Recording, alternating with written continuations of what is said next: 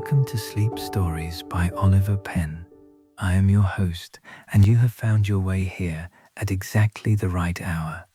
This is a place built for the end of the day, for the moment when the world outside finally quiets, and something softer is permitted to take its place. Before we begin tonight, I would be glad to know where you are listening from.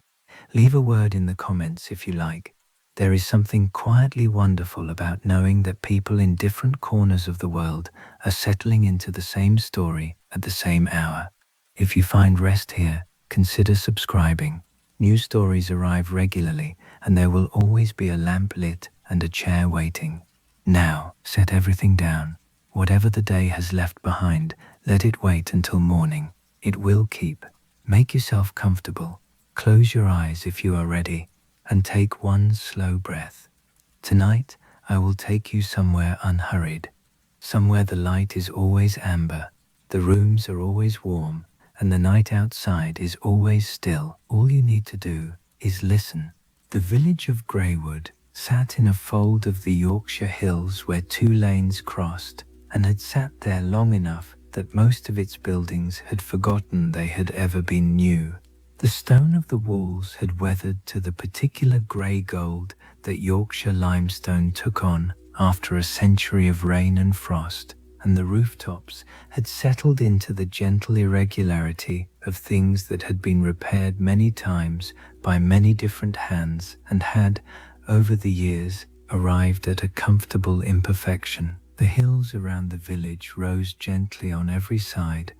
divided into fields by drastone walls that had been laid, in some sections, so long ago that the particular family who had first set those stones in place had been forgotten even by the oldest residents, though the walls themselves remained, doing their patient work of marking boundary and providing shelter to whatever sheep or cattle grazed within their lines. In October, when this story properly begins, the fields had gone the particular tawny gold of late autumn grass, the bracken on the higher slopes turned to rust and copper, and the becks that ran down from the moor carried the cold, clean water of approaching winter, audible in places as a constant low murmur beneath the more immediate sounds of the village itself. There was a church, very old, its tower visible from most points in the village, and from a considerable distance along the approaching lanes, a useful landmark for travellers who had not visited Greywood before and required some confirmation that they were, indeed, approaching the place they intended to reach. There was a public house, almost as old as the church, called the Crown, which had been serving travellers and locals alike since a date no one could precisely confirm, though the sign above its door claimed an origin somewhere in the previous century. There was a post office that was also a draper's shop, which had been both things for as long as anyone living could remember, and saw no particular reason to be otherwise, the proprietor having long ago concluded that a village the size of Greywood required neither a dedicated post office nor a dedicated draper's, but managed perfectly well with one establishment serving both functions under a single capable management. The lanes themselves were narrow, bordered by hedgerows that had been allowed to grow tall and thick over the decades, hawthorn and holly, and the occasional ash tree rising above the stone walls beneath them, so that walking through Greywood in any season felt rather like moving through a series of green or, in winter, bare brown corridors, opening occasionally into the wider spaces of the crossing itself or the small green before the church. It was a place that did not announce itself with any particular grandeur or remarkable feature. A traveller passing through on the road to somewhere larger might have noted it only as a pleasant collection of old stone buildings, worth perhaps a glance from a carriage window before the road continued onward toward whatever more significant destination awaited. But for those who knew it properly, who had grown up within its lanes, or married into its families, or simply lived long enough within its boundaries to learn its particular rhythms, Greywood possessed a quality that resisted easy description, a settled completeness that came from being simply and entirely itself, without need or desire to be anywhere else or anything other than what centuries of slow, accumulated life had made it. And there was the tea room. It stood on the south side of the crossing, a low building of 2 stories with a bay window at the front and a painted sign above the door that read, in faded gilt letters on dark green, H. Arts Tea Room, established 1847. The sign was original, the same sign that Agnes Hart had hung above the door the year she opened, when she was 23 years old and had saved enough from 6 years of domestic service to take the lease on the building and make of it something of her own. The paint had been refreshed twice in the years since, but always in the same colors, always in the same lettering, because the sign was the sign, and that was what it was, and Agnes had never seen any particular advantage in changing something that continued to serve its purpose perfectly well. The building itself had been, before Agnes took possession of it, a draper's shop that had failed under the management of a man who had, by all village accounts, possessed more enthusiasm for the trade than actual aptitude for it. Agnes had taken the lease in considerable need of repair, the previous tenant having allowed the place to fall into a state that required in her first year almost as much capital as the lease itself had cost. New windows in the bay front, a proper range installed in the kitchen, the upstairs rooms made habitable for the first time in some years. She had done this work, by the accounts that persisted in the village memory, with a particular fierce determination that those who had known her in those early years still spoke of with evident respect, even now, decades later. She had not had a husband to assist her, nor family money to draw upon, only the modest savings of a young woman who had decided, with whatever combination of ambition and stubbornness had characterized her from her earliest years, that she intended to build something of her own in this particular village, in this particular building, regardless of the considerable obstacles that stood in her way. By the time the tea room properly opened, a date that the original sign commemorated with its painted year, 1847, the building had been transformed from a failed draper's shop into something that the village, somewhat to its own surprise, found itself genuinely glad to have. There was nowhere else, within a reasonable walking distance, where a person might sit comfortably with a proper pot of tea and something to eat, in a room kept clean and warm and pleasant by a proprietor who understood, with the particular instinctive grace some people simply possess, exactly what such an establishment required to make its visitors feel properly welcomed. The bay window at the front looked out over the crossing itself, giving anyone seated near it a clear view of the comings and goings of the village's 2 main lanes, useful in the early years for Agnes herself, who could watch for approaching customers and have the kettle moving toward the boil before they had even reached the door,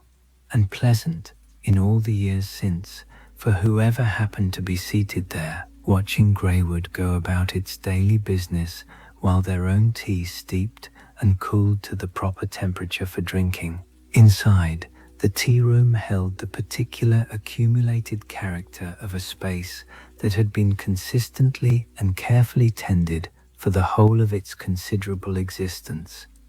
The fire in the small iron grate at the back of the room had been burning on this particular October afternoon when our story properly begins, since 8 o'clock that morning, and had arrived at the settled orange glow of a fire that had been going long enough to know precisely what it was doing, not the eager bright flame of a fire newly lit, but the deep steady warmth of something that had found its rhythm and intended to maintain it for the duration of the day. The room smelled of coal smoke and beeswax and the particular warm sweetness of tea.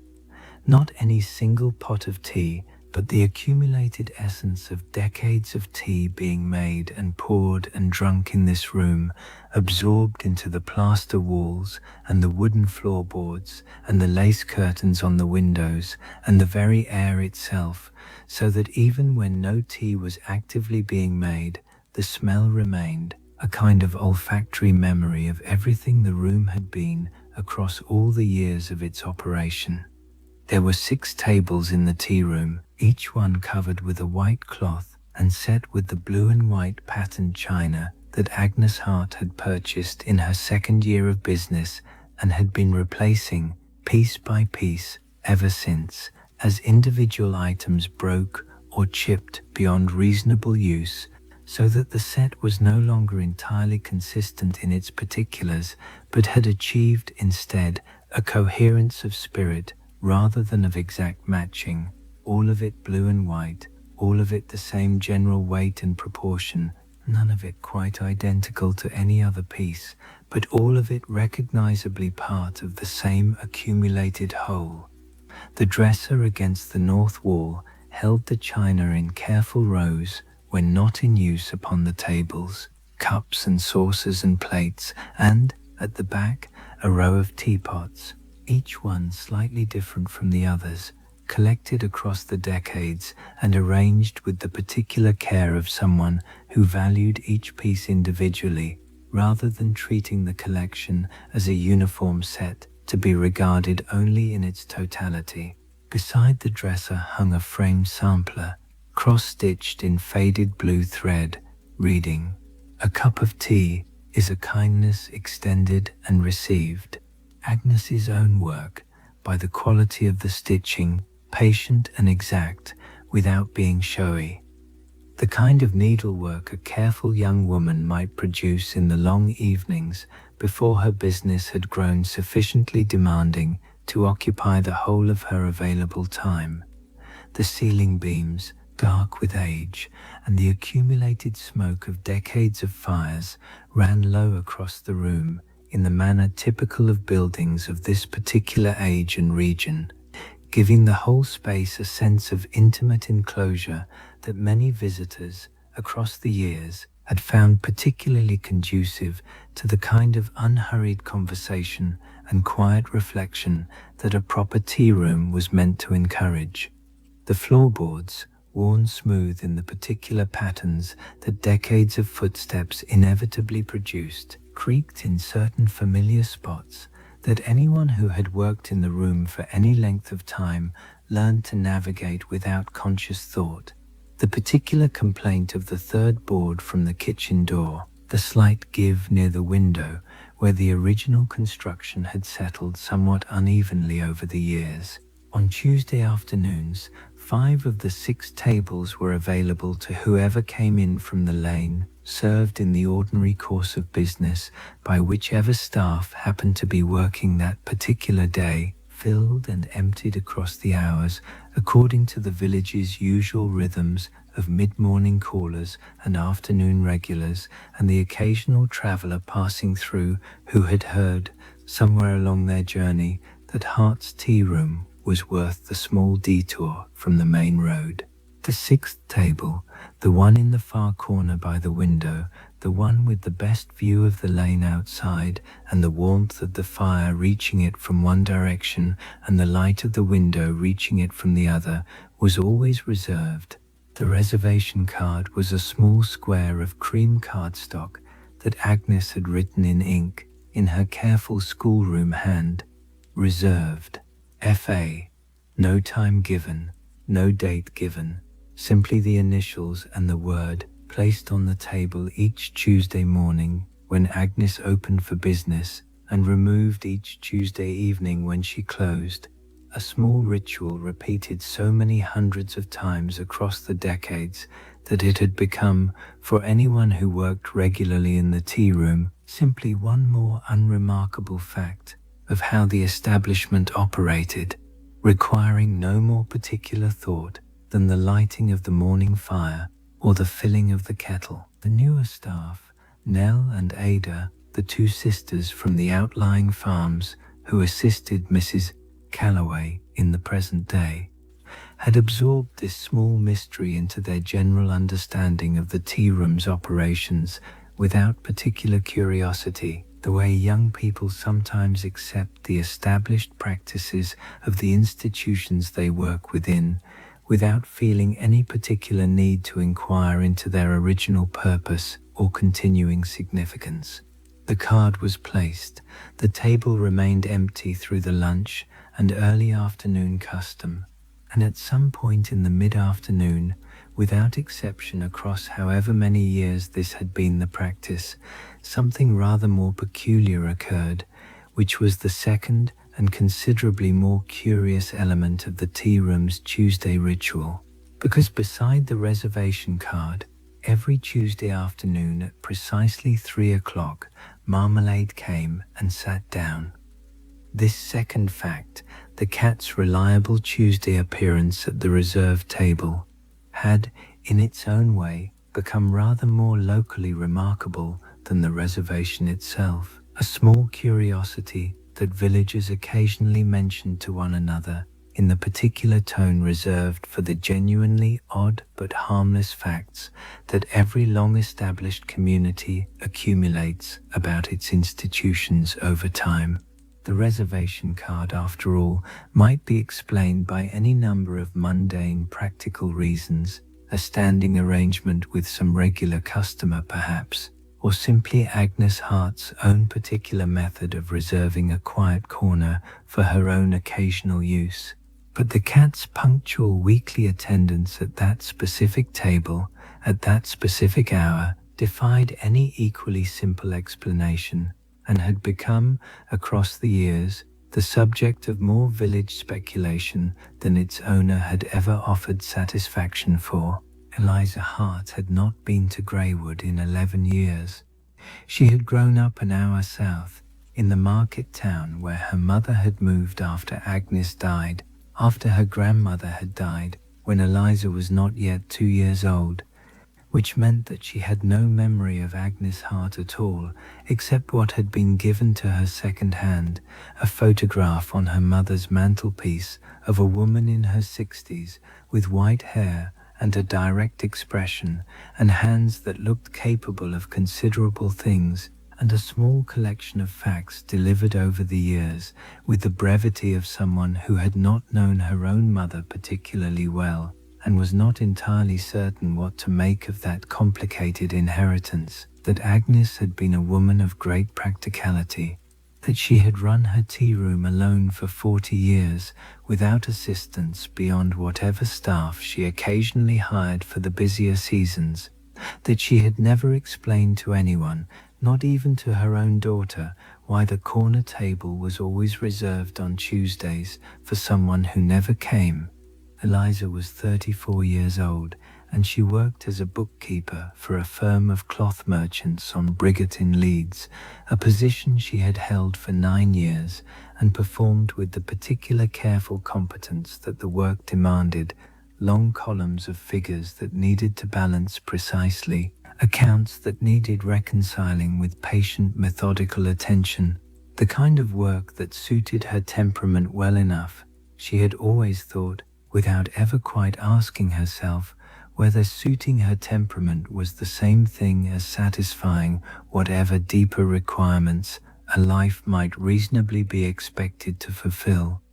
She lived in 2 rooms above a stationer's shop on a quiet street not far from her place of employment, rooms she had occupied for the whole of her working life since leaving her mother's house at 22, kept with the particular neat orderliness of someone who valued her surroundings being properly arranged, even if she rarely had occasion to entertain anyone within them. She had, across the years, formed the ordinary acquaintances that any working person accumulates,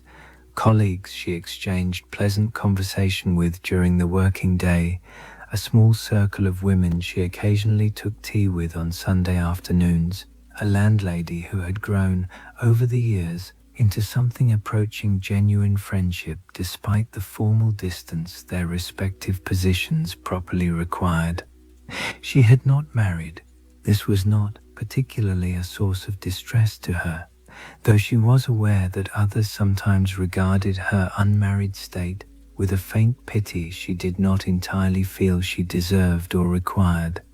There had been, in her 20s, a young man she had walked out with for the better part of a year, a clerk at a neighboring firm, whose attentions had seemed, at the time, to be moving towards some more permanent arrangement, until he had been offered a position in Manchester and had departed without quite making the proposal she had perhaps expected. And Eliza had found, in the aftermath of his departure, that she felt considerably less devastated than she had anticipated she might,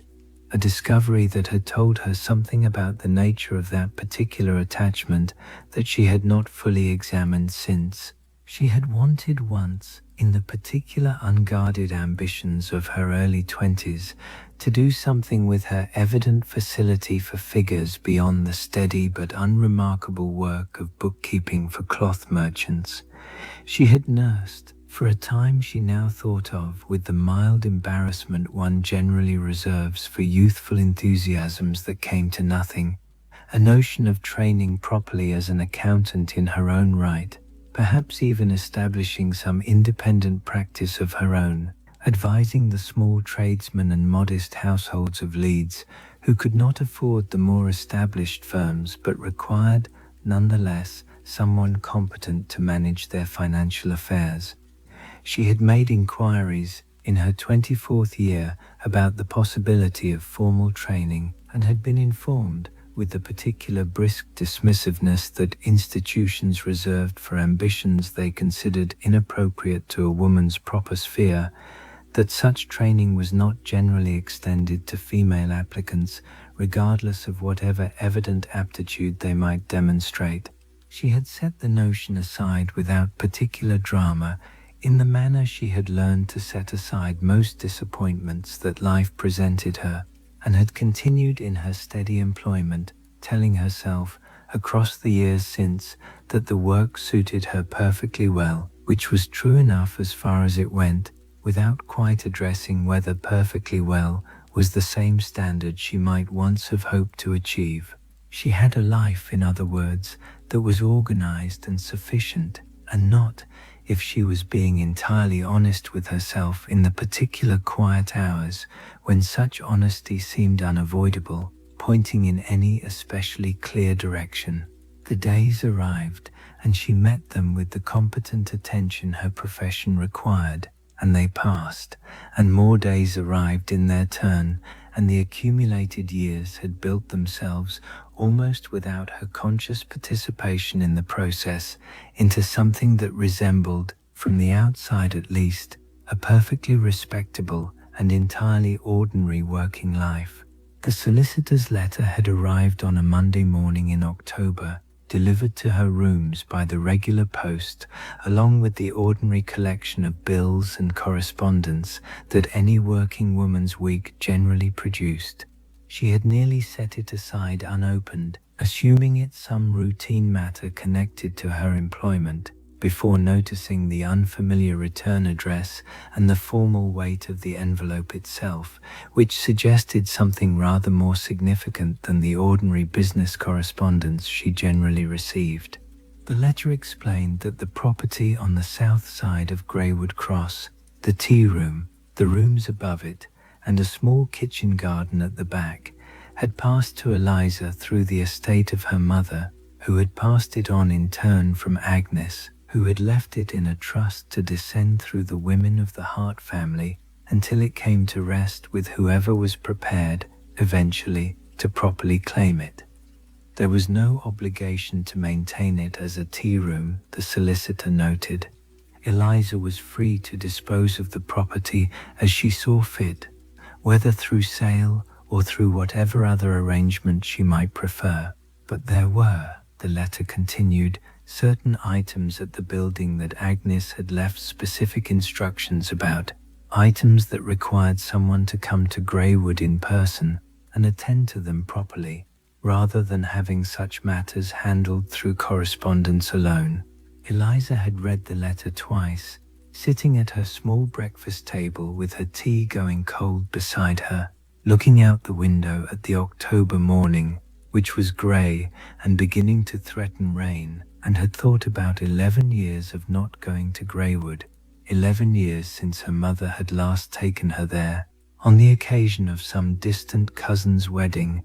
a visit Eliza remembered only in fragments, the smell of the tea room's interior, a grey and white cat, regarding her with evident disinterest from atop a dresser, the particular quality of the Yorkshire light through unfamiliar windows.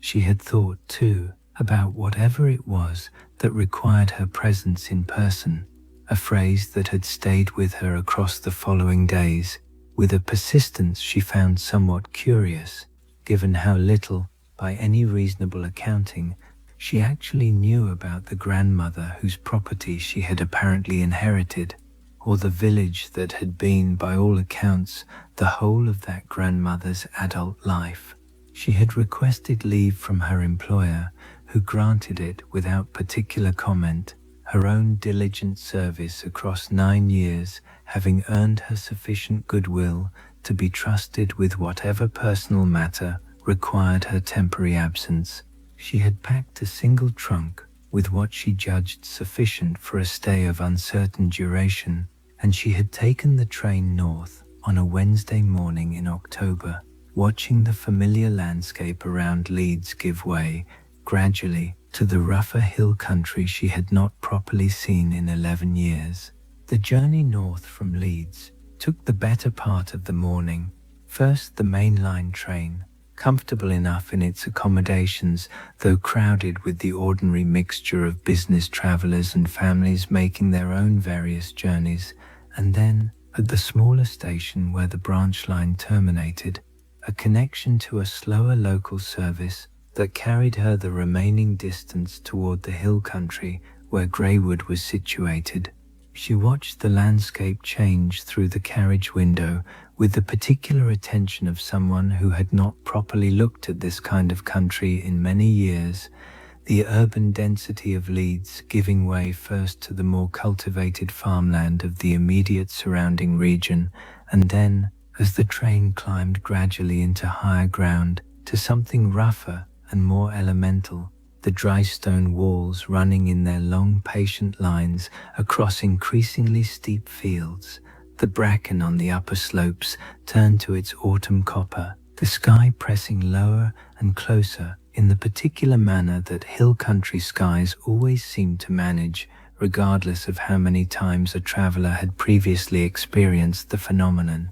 At the final station, a building scarcely larger than a cottage itself, she found a trap waiting that had been arranged, the solicitor's letter had explained, to carry her the remaining 4 miles to Greywood along lanes too narrow and ill-maintained for any more substantial conveyance. The driver was a man of perhaps 60, weathered by decades of outdoor work, who greeted her with the particular reserved courtesy that Yorkshire countrymen generally extended to strangers, sufficient to ensure she felt properly attended to, without venturing into any unnecessary conversation that might presume upon an acquaintance not yet properly established. The lanes themselves, as the trap made its way along them, narrowed progressively as they climbed, the hedgerows rising taller on either side until the whole effect became, as it had for centuries of travellers making this same approach, something like passing through a green corridor that occasionally opened, briefly, onto wider views of the surrounding hills before closing again into its more intimate enclosure. Eliza watched this changing landscape with an attention she found somewhat surprising in its intensity, given how little personal connection she had, by any reasonable accounting, to the destination she was approaching. She had been to Greywood twice before in her life, both occasions in early childhood, both visits brief and, in her memory, somewhat indistinct, fragments rather than coherent recollections, the particular quality of a place experienced too young to properly retain in any organized way. A lane, she thought, watching the present lane unfold before her. A particular quality of quietness that seemed, even now, oddly familiar despite her inability to locate any specific memory that might explain the familiarity. The smell of coal smoke and cold autumn air, which reached her now through the trap's open sides with a clarity that struck her as somehow more vivid than the equivalent smell would have seemed in Leeds, though she could not have explained precisely why this should be so. As the trap rounded a final bend and the village itself came into view, the church tower first, then the gradually assembling collection of rooftops and the crossing where the two main lanes met, Eliza felt something she did not immediately have a name for. Not recognition exactly, because she could not honestly claim to recognize the specific details before her. Something more like the sensation of a word that hovered at the very edge of memory, present in some essential sense without quite arriving at full conscious recollection. The solicitor was a Mr. Pemberton, small and methodical in his bearing, with the particular quality of someone who had spent many years managing other people's complicated personal and financial arrangements, and had learned, across that considerable experience, not to be especially surprised by whatever peculiarities such arrangements might occasionally present. He met her at the post office, which was, Eliza now properly understood, also the draper's shop, the dual function of the establishment having been one of the few facts about Greywood that had survived clearly in her childhood memory, and walked with her the short distance to the tea room itself, the trap having already deposited her trunk and continued on its return journey. He carried himself with the brisk efficiency of a man with a clear professional purpose,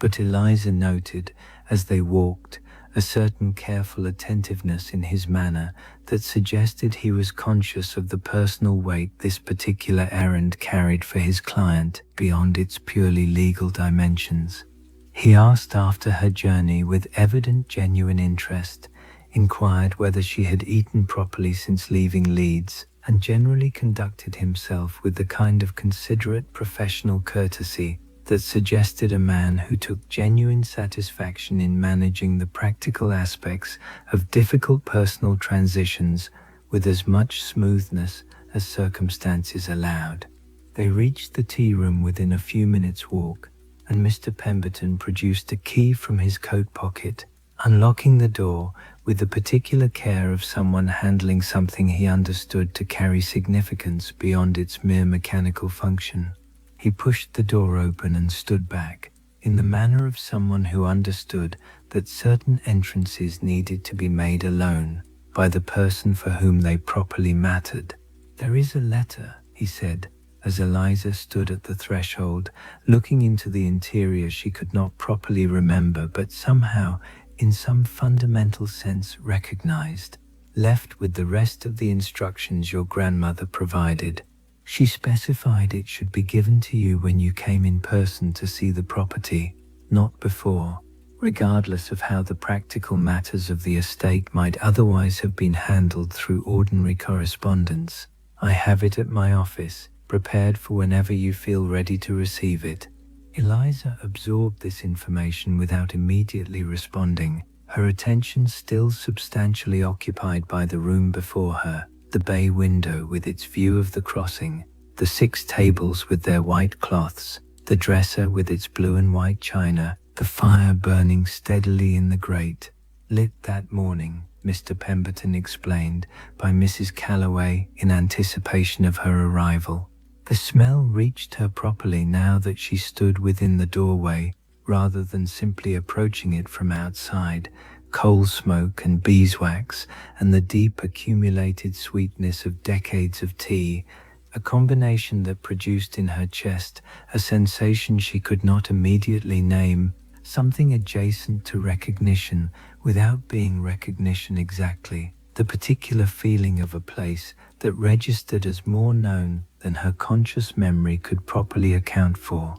"When you are ready, Mr. Pemberton said again, more gently this time, noting perhaps something in her expression that suggested she required a moment before continuing with whatever practical business the day's visit properly required. Eliza stepped properly into the room, leaving Mr. Pemberton standing courteously in the doorway behind her, and allowed herself a moment simply to absorb what surrounded her, without the immediate pressure of conversation or practical decision-making. The room was, she understood gradually, as her eyes adjusted to its particular quality of light, exactly as it had presumably been for the whole of its considerable operational history, not preserved as some kind of static memorial, she sensed, but rather maintained through the ongoing daily attention of whoever had managed it in the years since Agnes's death, the kind of careful continuing care that kept a space genuinely alive rather than merely frozen in some artificial approximation of its past condition. Mr. Pemberton had explained during their walk from the post office that a woman named Mrs. Calloway had managed the practical operations of the tea room since Agnes's passing, assisted by 2 girls from the surrounding farms, maintaining the business 3 days a week with a thoroughness that had kept it, in the years since her grandmother's death, essentially unchanged in its fundamental character. The same tables, the same china, the same general arrangement of the room's various elements, because Agnes had apparently left specific instructions regarding the preservation of these particulars, and Mrs. Calloway had proven herself, across the intervening years, scrupulously faithful to those instructions. Eliza walked slowly through the room, her hand trailing briefly across the back of one of the chairs, noting the particular worn smoothness of the wood where decades of hands had rested in precisely this same spot before her own. She paused before the dresser, examining the rows of blue and white china with something approaching genuine fascination, noting the small variations between individual pieces that suggested a collection assembled gradually over considerable time rather than purchased as a uniform set in any single transaction. She read the sampler hanging beside the dresser, a cup of tea as a kindness extended and received, and found herself moved by it in a manner she had not anticipated, the simple sentiment carrying, in this context, a weight that the words alone might not have suggested if encountered elsewhere, divorced from the particular history of careful daily kindness that this room had apparently represented across 4 decades of her grandmother's life and the years since maintained in her memory. And then, crossing toward the far corner of the room, where the bay window offered its particular advantageous view of both the fire's warmth and the lane outside, she noticed the 6th table, set apart from the others somehow, though she could not immediately have articulated precisely what distinguished it, beyond the small cream card resting at its center, which she approached now with the particular curiosity that small unexplained details sometimes provoke in an otherwise occupied mind. Reserved, F.A., the card read, in handwriting that Eliza recognized, without quite knowing how she recognized it, as belonging to the same careful schoolroom hand she had seen on the few documents her mother had retained from Agnes's estate across the years, letters and notes that Eliza had glimpsed only occasionally, without particular attention, but which had apparently lodged themselves somewhere in her memory sufficiently to provide this small flash of recognition now. She became aware, gradually, standing before the reserved corner table with its small mysterious card, that she was not alone in the room beyond Mr. Pemberton's continuing presence at the doorway. She turned and saw, seated on the counter of the dresser across the room, with the particular settled calm of something that had occupied this precise position for a considerable time and expected, by all evident indication, to continue doing so indefinitely. A cat. He was large, though not precisely fat,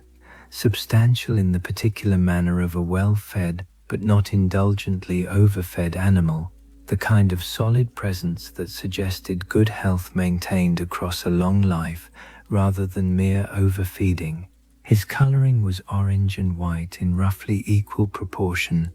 the orange a deep warm shade that was almost amber in its particular intensity, the white very clean against it, the fur dense and somewhat ruffled at the collar, in the manner of a cat who had recently been engaged in whatever activity cats engage in before settling into a period of contemplative stillness. His eyes, when he turned them toward Eliza with the particular unhurried attention of a creature that had evidently assessed a great many human arrivals across his lifetime and had developed considered opinions about each, were the color of very clear honey, a striking amber that caught the afternoon light from the bay window and seemed, for a moment, almost luminous in its particular clarity. He looked at her. She looked at him. He did not come toward her in the manner some cats might offer immediate friendly investigation of a new arrival, but neither did he retreat or display any sign of wariness at her presence. He simply continued his steady regard, his honey-colored eyes maintaining their fixed attention upon her for a period that struck Eliza as considerably longer than the average glance a cat might offer a stranger entering its familiar territory. Something more deliberate in the quality of his attention, something that felt, despite the evident absurdity of attributing such complexity to an animal's regard, rather more considered than mere casual curiosity. "That's Marmalade, Mr. Pemberton said from the doorway,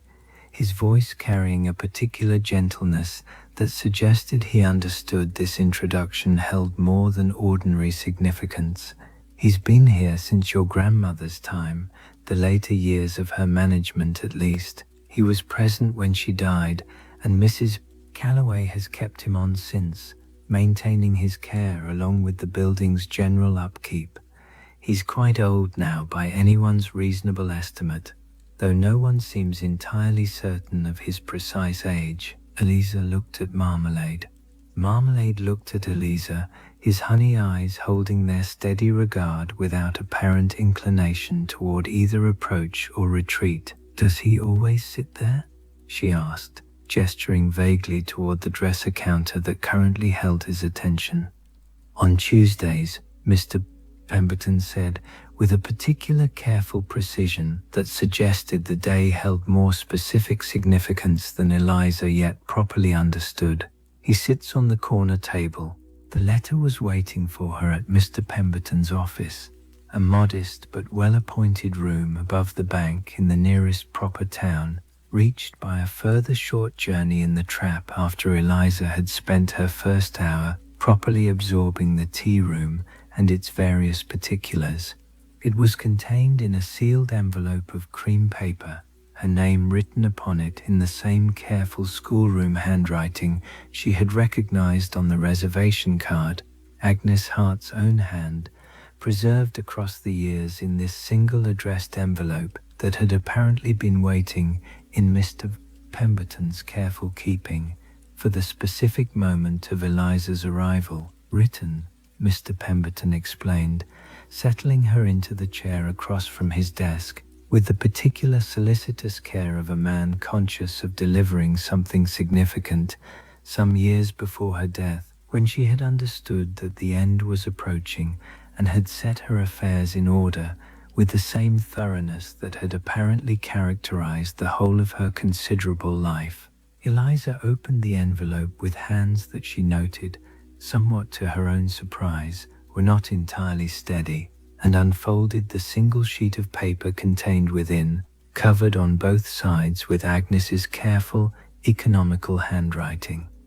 Agnes Hart wrote. It became immediately apparent, the way she apparently did everything else in her considerable life, directly, without excessive flourish or sentiment, with the particular careful precision of someone who understood that words, like everything else worth doing properly, should be exactly what they needed to be, and nothing more. Eliza, I am writing this in the knowledge that we have not met, and that by the time you read it we will not be able to meet, which is a situation I have had some years now to make my peace with and have not entirely succeeded in doing. I am sorry for this. I am sorry for many things that I was not, across the whole course of my life, sufficiently attentive to while there was still time to properly address them. I want to tell you about the tea room, not the practical matters. Mr. Pemberton will have explained those adequately, and the household ledgers are kept in the drawer to the left of the kitchen range, and Mrs. Calloway understands the operations better than I could properly summarize in a letter of this length. I want to tell you instead about the corner table. Eliza paused here, her eyes moving briefly toward the window of Mr. Pemberton's office, before returning to the letter, some instinct telling her that what followed required her fullest attention. Her name is Frances Aldrich, the letter continued. We were girls together, the same village, the same school, the same years of growing up alongside one another, in the particular intensity that childhood friendships sometimes possess, when one has not yet learned that such intensity is not always preserved across the whole of a life. When I came to Greywood to open the tea room, she was the very first person I told of my plans, before I had even properly secured the lease or determined whether the venture was financially feasible. She came with me to see the building the very day I signed the lease, a building that was, at that time, considerably less promising in appearance than whatever you have found upon your own arrival, having been thoroughly neglected by its previous tenant. She stood with me in that empty, somewhat derelict space, and she looked toward what I had already determined would be the corner table, though nothing of the present furnishing existed at that time, of course, simply the bare suggestion of where such a table might eventually be placed, and she said, "That one is mine." I said, "That one is always yours." We shook hands upon it, with the particular solemnity that young women sometimes bring to declarations that feel, in the moment of their making, considerably more significant than mere casual conversation. We were 23 years old, both of us, full of whatever combination of hope and determination had brought us to that particular moment. 3 months later, she was gone. Her family moved north, for reasons connected to her father's employment that I will not trouble you with the details of here, and the distances and difficulties of correspondence in those years being what they were. We wrote to each other for some time, and then we wrote less frequently, and then, eventually, the letters stopped altogether. I do not know precisely when this occurred. These things rarely announce themselves with any clear boundary, but simply fade by gradual degrees until one realizes, looking back, that what was once active correspondence has become, without any particular decision on either party's part, simply silence. I kept my side of our arrangement regardless. Every Tuesday, without exception, across whatever years have passed between that handshake and whatever date you are now reading this letter. It seemed, at the time I began the practice, a small enough thing, a private gesture of fidelity to a promise made in youth, costing me nothing beyond the small inconvenience of keeping one table from ordinary commercial use. It became, over the considerable span of years since, simply what I did, not a burden, not even particularly a sorrow, but rather a kind of structure that gave a certain shape and meaning to my Tuesdays that I would have found their absence somewhat disorienting to imagine. Eliza set the letter down briefly upon her lap, absorbing what she had read thus far, before returning her attention to the remaining portion. I am not writing to explain the corner table further, the letter continued. The corner table, I believe, explains itself adequately through what I have already told you. I am writing instead to explain Marmalade, whose presence in your life you have, by the time you read this, presumably already encountered, given his particular attachment to the tea room itself. He arrived in the spring of what I now understand, looking back, to have been my last properly good year, before whatever decline eventually claims us all had begun its work upon my health and energy. I do not know where he came from. He simply appeared one Tuesday morning, sitting in the kitchen doorway, with the particular air of something that has arrived precisely at its intended destination and sees no reason to question the wisdom of that arrival. He was orange and white even then, and very calm in his bearing,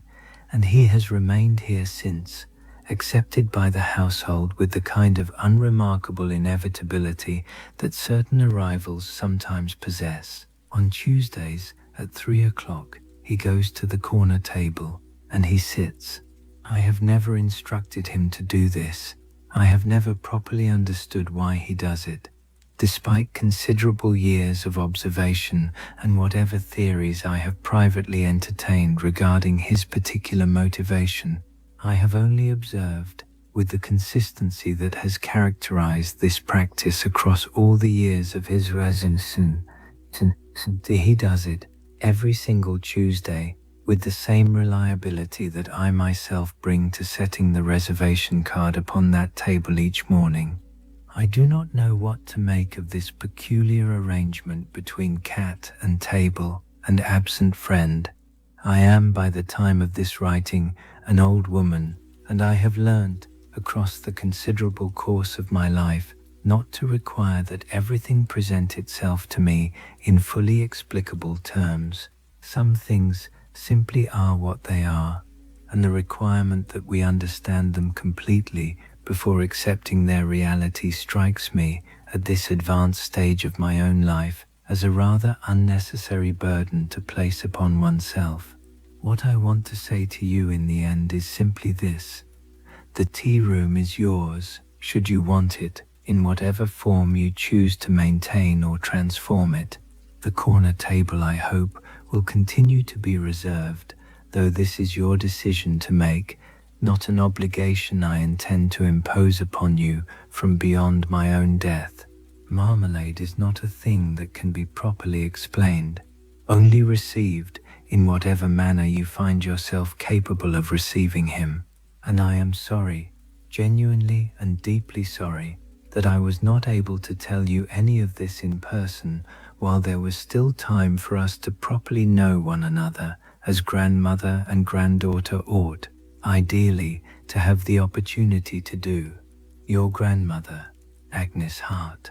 Eliza sat for a considerable while in Mr. Pemberton's office after finishing the letter, the paper resting upon her lap, her eyes fixed upon some middle distance that held nothing in particular beyond the considerable weight of what she had just absorbed. She had questions, certainly, practical questions regarding the tea room's continued operation, questions about Francis Aldrich's eventual fate, questions about the precise nature of whatever arrangement had developed between her grandmother and the orange and white cat across what must have been a period of some years. But Mr. Pemberton, when she had finally found sufficient composure to speak, professed himself unable to provide much additional information beyond what the letter itself contained. Your grandmother was, he explained, a woman who shared information on her own terms and according to her own particular sense of what was relevant or required.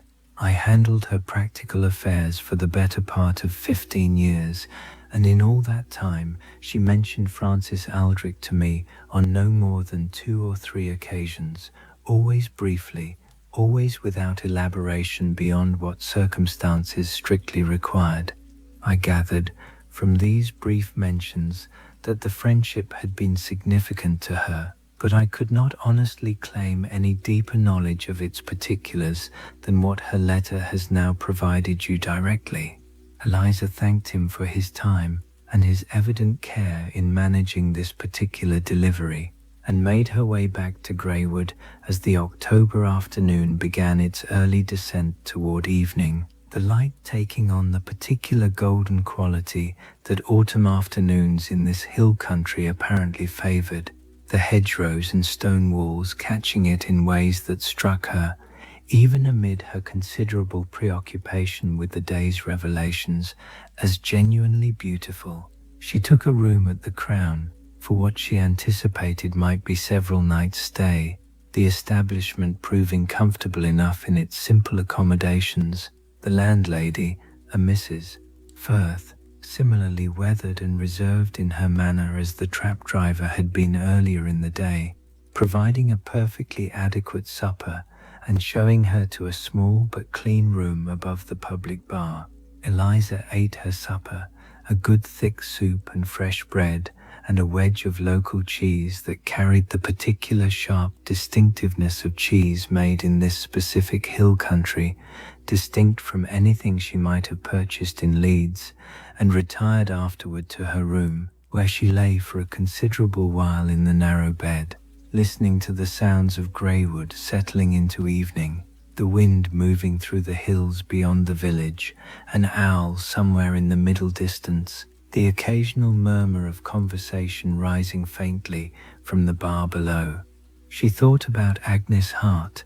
whom she had never properly known and now never would, except through this single letter and whatever further evidence the tea room itself might continue to provide. She thought about Francis Aldrich, gone now for some 40 years from Greywood and from Agnes's daily life, yet apparently never entirely absent from her ongoing consideration, given the considerable consistency with which that corner table had been maintained across all the intervening decades. She thought about Marmalade, watching her arrival that afternoon with his particular steady amber regard, and wondered what, precisely, an animal might understand or retain regarding the considerable weight of human fidelity and loss that his weekly ritual apparently represented. She slept, eventually, in the particular light, attentive manner she generally experienced in unfamiliar surroundings, aware of the room around her even in sleep, but genuine sleep nonetheless, the day's considerable emotional weight perhaps contributing to a tiredness that proved, in the end, sufficient to claim her. She woke before properly intending to. The unfamiliar quality of the light through unfamiliar curtains rousing her somewhat earlier than her ordinary Leeds habits would have dictated. She lay for a while in the narrow bed, listening to the sounds of the Crown beginning its own day, footsteps in the passage outside, the distant clatter of activity from what she presumed was the kitchen, the particular muffled quality of conversation conducted at a respectful early morning volume. She thought, lying there, about the practical decisions that properly awaited her, whether to return to Leeds promptly, having satisfied the solicitor's requirement for her in-person presence, or whether the tea room and its various mysteries warranted a longer stay than she had originally anticipated when packing her single trunk for what she had imagined might be a brief errand of inheritance, rather than whatever more substantial reckoning seemed to be presenting itself. She found, examining her own inclination on the matter with the particular careful honesty she generally brought to significant decisions, that she was not in fact especially eager to return promptly to Leeds. Her position there would presumably keep, her employer having granted leave without specifying any particular date for her required return, and the various small obligations of her ordinary life, the rooms above the stationer's shop, the Sunday tea engagements with her circle of acquaintances, the ordinary rhythm of her working days, felt, from this present distance, considerably less pressing than they might have seemed only a week previously. She rose, eventually, and dressed, and made her way down to the public room of the Crown for breakfast, finding Mrs. Firth, already engaged in the morning's various preparations and willing enough to provide a simple meal of eggs and bread alongside strong tea that proved, Eliza noted with some private amusement, considerably less refined than whatever quality her own grandmother's tea room had presumably been known for producing across its decades of operation. She made her way back toward the tea room itself shortly after breakfast, finding the building already open for the day's business. Mrs. Calloway, a woman of perhaps 60, with the particular bearing of someone who had decided long ago that the most efficient approach to most practical problems was simply to manage them directly, without excessive deliberation, already engaged in the morning's preparations alongside the two girls Eliza understood to be Nell and Ada. Mrs. Calloway greeted her with a brief but genuine warmth that suggested she had been properly informed of Eliza's arrival and identity, and offered, with evident pleasure at the prospect, to show her properly through the building's various practical operations, the kitchen, the ledgers, the household systems that had apparently been maintained across the years since Agnes's death, with the particular faithful consistency that the letter had suggested characterized the whole tea room's continued existence. The kitchen, when Mrs. Calloway led her through it properly, proved to be stone-flagged and south-facing, with a range against the east wall substantial enough to accommodate the considerable demands of regular tea room service, and a kettle that Mrs. Calloway noted with evident professional pride held sufficient water for 12 full pots when properly filled. A pantry off the back held the establishment's various provisions, stocked with the particular thoroughness of someone who had managed this kitchen for sufficient years to understand precisely what quantities of what ingredients would carry the operation through whatever demands a given week might present.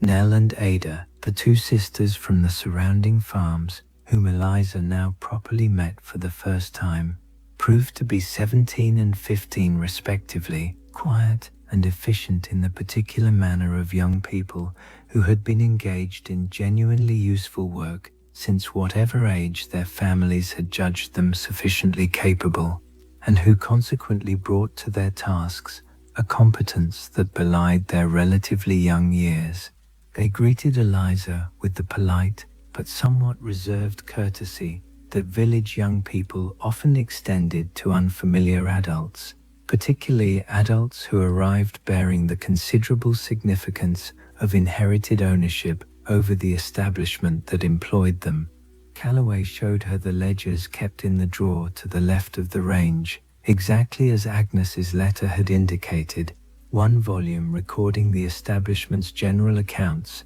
a second recording the various orders and reservations that the tea room's regular custom required tracking, and a third, considerably more substantial than either of the others, which Mrs. Calloway referred to simply as the household book.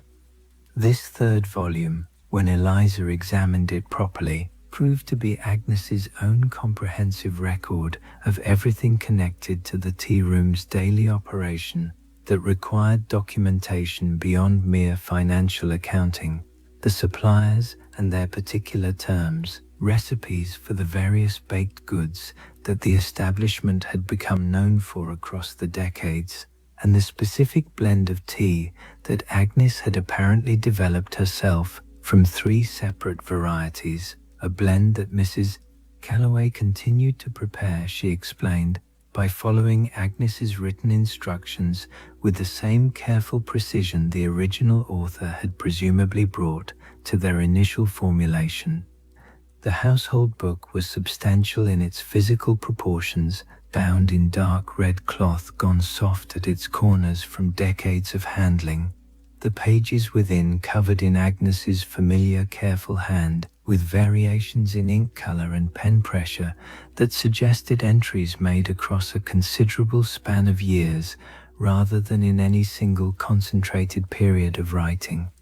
Eliza stood in the kitchen and examined it properly for the better part of half an hour, while Mrs. Calloway prepared the morning's first pot of tea, and Nell laid the dining room's tables for whatever custom the day might bring. The book opened with a date, March 1847, and a single declarative line written in Agnes's young, careful hand. "This is the record of Hart's tea room, which I intend to keep as faithfully as I am able." What followed, across the considerable pages that filled the remainder of the volume, proved to be precisely what that opening sentence had promised: 40-odd years of faithful record, beginning with the establishment's earliest week of operation and continuing by gradual accumulation through whatever Agnes had judged worth documenting across the whole span of her considerable career as the tea room's proprietor.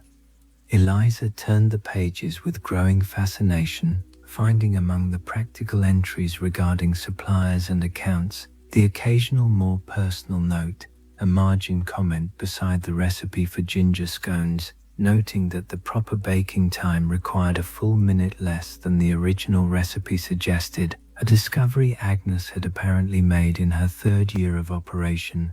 and never subsequently needed to revisit, a brief mention of a particularly difficult winter when the road to the nearest mill had proven impassable for some weeks, requiring creative substitution in several of the establishment's standard recipes. She found the tea blend recipe on page 11, written with the particular precision of someone who had tested the formulation many times before committing it to permanent record. 3 parts Assam, specifically the Darjeeling blend available from Hartley's in Harrogate, not the considerably cheaper alternative that several other suppliers offered. 1 part Darjeeling proper, the first flush only, the additional expense being worthwhile because the second flush rendered the overall blend noticeably flat by comparison, and a small measure of Fujian tea, which required special ordering but provided the whole combination with a quality that Agnes had apparently never found a more precise word for than simply right. Below this practical recipe, in writing slightly smaller than the surrounding entries, as though it had been added almost as an afterthought, though Eliza suspected, reading it, that it had been nothing of the kind. Mrs. Francis Aldrich drank 2 cups every Tuesday. She always said it was the best tea in Yorkshire. I always believed her. Eliza set the household book down upon the kitchen table for a moment, absorbing this small additional piece of the larger picture that Agnes's letter had only begun to sketch for her. Mrs. Calloway, who had not looked up from her own ongoing preparations at the range, said, without particular elaboration, "She wrote about her in there, not often, but she did on occasion." "Yes," Eliza said. "She was a private woman, your grandmother, Mrs. Calloway continued, finally glancing toward Eliza with an expression that suggested genuine fondness for the subject of their conversation. "But you could see the things that mattered to her if you knew to look for them in the household book. She did not speak of her own feelings readily in the ordinary course of conversation, but she wrote them down, here and there, in among the practical matters, as though the recording itself was sufficient acknowledgement without requiring further discussion." Eliza spent the remainder of that morning working her way more thoroughly through the household book, finding within its pages a portrait of her grandmother that no single conversation, had such a conversation ever been possible, could perhaps have conveyed with quite the same cumulative weight that decades of careful written record provided. There were recipes for the various baked goods the tea room had become known for, not merely the ginger scones whose proper baking time Agnes had so carefully documented, but a whole accumulated repertoire of seed cakes and fruit breads, and the particular shortbread that Mrs. Calloway, when Eliza inquired, confirmed remained the establishment's most requested item even now, decades after its original formulation. Each recipe carried, alongside its practical instructions, small accumulated annotations that suggested years of patient refinement. A note here about the proper temperature for the oven during summer months when the kitchen itself ran considerably warmer than in winter. A note there about which supplier provided the most reliable currants for the fruit bread, gathered presumably through some process of trial and disappointment with lesser alternatives. There were also, scattered throughout the volume's more practical content, the occasional passages that read less like business record and more like private reflection, brief observations about particular customers who had become, across years of regular attendance, something approaching genuine friends, notes about the changing character of the village itself as the decades progressed, certain families departing for opportunities elsewhere, certain new families arriving to take their place in the village's ongoing life, and recurring throughout with a consistency that Eliza found herself increasingly attuned to as she continued reading, occasional brief mentions of the corner table and its perpetual reservation. She found a passage from perhaps the establishment's 5th year of operation. The corner table remains reserved. I do not know if Frances will ever properly return to claim it, given how thoroughly her family's circumstances have apparently settled in the north. But the reserving of it cost me nothing beyond the inconvenience of one table's reduced custom, and I find I would rather bear that small cost indefinitely than abandon what feels, even now, like a meaningful gesture of continued faithfulness to what we promised one another. A later entry, perhaps a decade further along. 10 years now since Frances and I shook hands in this empty building and made our small private arrangement. I wonder, sometimes, whether she remembers it with anything approaching the consistency I have apparently brought to its observance. But the wondering does not particularly trouble me. I find I have come to value the practice itself, regardless of whether it is properly reciprocated or even remembered by its original other party. Eliza read these passages with a growing sense of the considerable emotional weight her grandmother had apparently carried across decades regarding a friendship that had, by any ordinary practical accounting, ended within mere months of the tea room's original opening. The persistence of the gesture, sustained across so many years, despite whatever uncertainty Agnes herself had apparently felt regarding its ultimate significance or reciprocation, struck Eliza as carrying a particular kind of dignity that she found herself genuinely moved by, even as she remained uncertain precisely what conclusions, if any, she was meant to draw from this accumulating evidence. It was during this same morning, while Eliza continued her examination of the household book at the kitchen table, that Marmalade made his own appearance, arriving in the kitchen doorway at what Mrs. Calloway noted, with evident familiarity, was his customary hour, 8:30, with a regularity that suggested some internal clock as reliable as any mechanical timepiece might have provided. He surveyed the kitchen's current arrangement with the particular air of someone conducting a routine inspection of premises he considered, on some essential level, properly his own, before making his way to a worn cushion positioned on the flagstone floor beside the range, a cushion that Eliza now noted properly for the first time, observing its faded dark green fabric and the particular worn quality that suggested years, if not decades, of regular daily use. "He's been here longer than any of us currently working in this kitchen, Mrs. Calloway observed, glancing toward the settling cat, with an expression that combined evident fondness with a certain careful respect. "I don't ask too many questions about Marmalade's particular habits or preferences. I simply ensure that cushion remains in its proper place, and that his food and water are attended to according to whatever schedule he himself seems to favor, and beyond that, I leave him to whatever business he considers his own." Eliza watched him settle into his cushion with the particular boneless ease that cats apparently possessed for arranging themselves into positions of maximum comfort, his honey-colored eyes drifting half-closed in the manner of an animal beginning the kind of light dozing that would presumably occupy a considerable portion of his morning, interrupted periodically, she imagined, by whatever brief investigations or minor activities his daily routine otherwise included. She found herself watching him, considering the particular strangeness of an animal's apparent capacity to maintain such a consistent weekly ritual across what must have been a considerable span of years.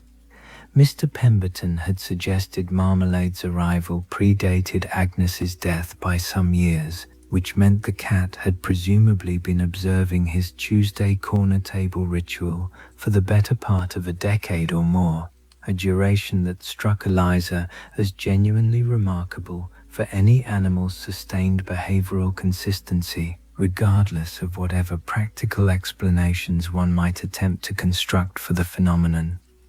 She did not, in that moment, attempt any such explanation. She simply watched him settle into his morning rest and found herself experiencing something that she could only properly describe, examining her own reaction with the careful honesty she generally brought to such internal accounting as a kind of quiet companionship with this animal she had known for less than a full day, but who seemed, in some manner she could not entirely articulate, to share with her some essential understanding of what this particular building and its various accumulated histories actually represented. She returned her attention to the household book, but found her concentration repeatedly drawn back toward the dozing cat beside the range, his presence somehow anchoring her continued reading in a manner that felt, though she could not have properly explained why, genuinely significant to whatever process of understanding she found herself currently undertaking. She found herself thinking, watching him settle into his accustomed rest, about the particular quality of purpose that seemed to animate his days. Not purpose in any grand or dramatic sense, certainly, but the settled, evident confidence of a creature who understood precisely what each hour of his day required of him, and met those requirements without apparent doubt or hesitation. She considered, examining this thought with the careful honesty she generally applied to such reflections, whether her own considerable years in Leeds had carried any comparable quality of settled purpose, or whether she had simply moved through them with the kind of patient endurance that mistook itself on the surface for contentment, without quite achieving whatever deeper satisfaction genuine purpose might properly provide. She did not arrive at any firm conclusion on this particular morning, the question proving rather larger than the kitchen's present demands, properly allowed time to examine, but she found the question itself lodging somewhere in her thoughts with a persistence that suggested she would return to it again before her stay in Greywood concluded, whatever form that conclusion eventually took. It was on the second morning of her stay, Thursday by the calendar. With the Tuesday she had originally arrived, having already passed into the recent past, though Eliza had not, on that first Tuesday, properly understood enough of the situation to consciously observe whatever ritual Marmalade had presumably performed at his accustomed hour, that Eliza turned her attention to the second of the three ledgers Mrs. Calloway had originally shown her, the one recording the establishment's various orders and reservations across the decades of its operation. This volume proved older than the household book in its earliest pages, the entries dating from Agnes's very first weeks of business, when she had apparently recorded every transaction with the particular meticulous precision of someone spending capital she could not easily afford to lose, and required, consequently, to account properly for every individual penny of expenditure or income. As the years progressed through the volume's accumulated pages, the entries grew gradually more confident in their brevity, less detailed regarding matters that had become routine through repeated handling, more specific, only regarding whatever particular circumstances still required active attention. The handwriting itself, Eliza noted with growing fascination, changed subtly across the decades represented within the volume's pages. The same essential hand throughout, recognizably Agnes's careful schoolroom script, but loosening gradually with the passage of years in the particular manner that handwriting generally loosened with age, the letters retaining their fundamental shape, while the actual holding of the pen grew somewhat less rigidly precise in the volume's later pages. She found the first entry mentioning F.A. on what proved to be the 14th page of the volume, dated to a Tuesday. She confirmed this by counting carefully backward from the recorded date. In the spring of 1850, some 3 years into the tea room's operation. The entry itself was simple in its construction. Table for F.A. reserved. Tuesday 3 o'clock, and then, across the following weeks recorded in subsequent entries, the identical notation repeated with a consistency that Eliza found herself anticipating almost as a kind of confirmation as she continued turning the volume's pages. Table for F.A. reserved. Tuesday 3 o'clock, every single Tuesday, across what would ultimately prove to be 40 years of continuous record.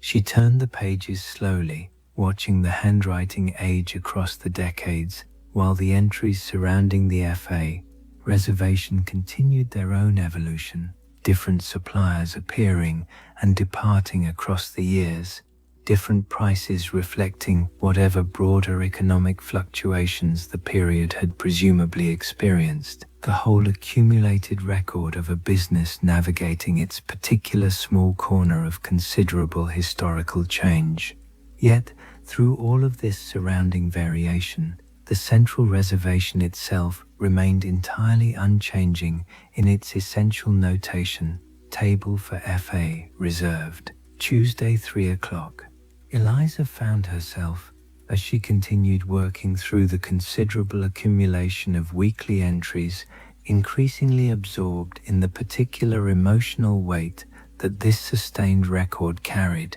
not through any single dramatic entry, but through the sheer cumulative force of so many hundreds of identical notations, repeated with unwavering consistency across what amounted to 4 full decades of her grandmother's adult life. She calculated, working through the volume's pages with growing fascination, that the reservation represented, by the time of Agnes's eventual death, something in the neighborhood of 2,000 individual Tuesday entries, each one representing a small private act of continued faithfulness to a promise made when both women involved had been 23 years old, full of whatever combination of hope and youthful certainty had characterized that original handshake in an empty, not yet properly furnished building.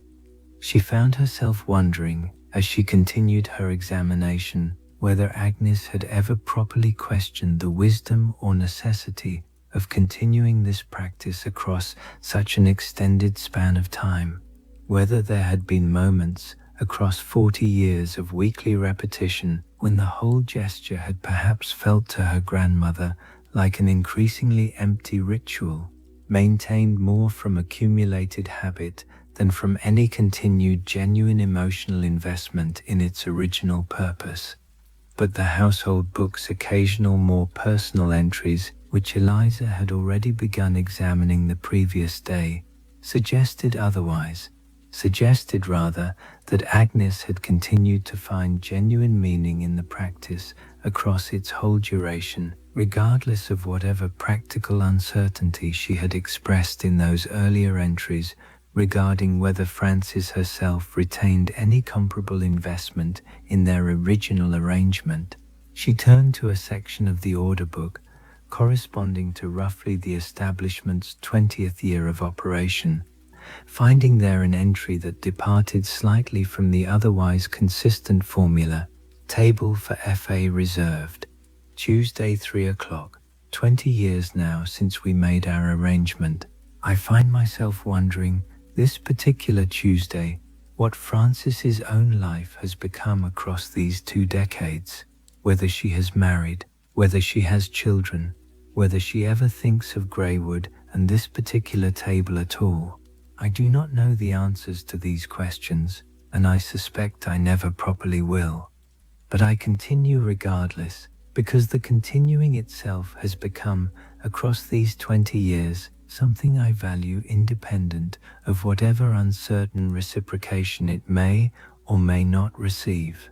Eliza set the volume down momentarily, absorbing the particular weight of this reflection, before continuing her examination toward whatever conclusion the record's final pages might ultimately provide. She turned, eventually, to the final pages of the order book, finding there the entries corresponding to what must have been Agnes's last weeks and months of active management before whatever decline had eventually claimed her life. The handwriting in these final entries proved noticeably lighter in its pen pressure than the earlier pages, the particular physical evidence of a hand that had grown less capable of sustaining the firm pressure that earlier decades of writing had apparently required without difficulty. The visible physical trace, Eliza understood with a certain quiet sorrow, of her grandmother's gradual approach toward her own eventual death.